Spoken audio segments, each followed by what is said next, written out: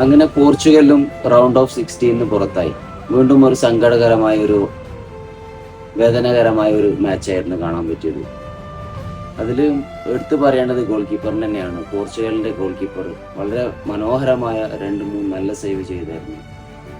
Last ഏകദേശം എനിക്ക് തോന്നുന്നു 90+ മിനിറ്റിലായിരുന്നു ഗോൾ വഴങ്ങിയത്. അത് ഒരു ഡിഫൻഡർ മിസ്റ്റേക്കിലൂടെ ഒരു ഗോൾ വാങ്ങി. അങ്ങനെ സ്പെയിനും അതുപോലെ പോർച്ചുഗലിൻ്റെ മാച്ച് അവസാനിച്ചു. സ്പെയിൻ ജയിച്ചു ഒരു ഗോളിന്. വേദനകരമായെന്ന് പറഞ്ഞാൽ നമ്മൾ വിചാരിച്ചായിരുന്നു ക്രിസ്ത്യാനോക്ക് ഒരു ട്രോഫി കിട്ടുന്നില്ല, വേൾഡ് കപ്പ്. അത് നഷ്ടമായി. വീണ്ടും ഒരു ലെജൻഡ് വേൾഡ് കപ്പിൽ നിന്ന് പുറത്തായി.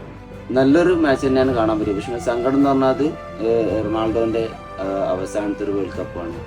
ഇതിലൂടെ അടുത്ത വേൾഡ് കപ്പിൽ ഉണ്ടാവുമെന്ന പ്രതീക്ഷയില്ല. വീണ്ടും ഒരു വീഡിയോയുമായി നമുക്ക് വീണ്ടും കാണാം. See you.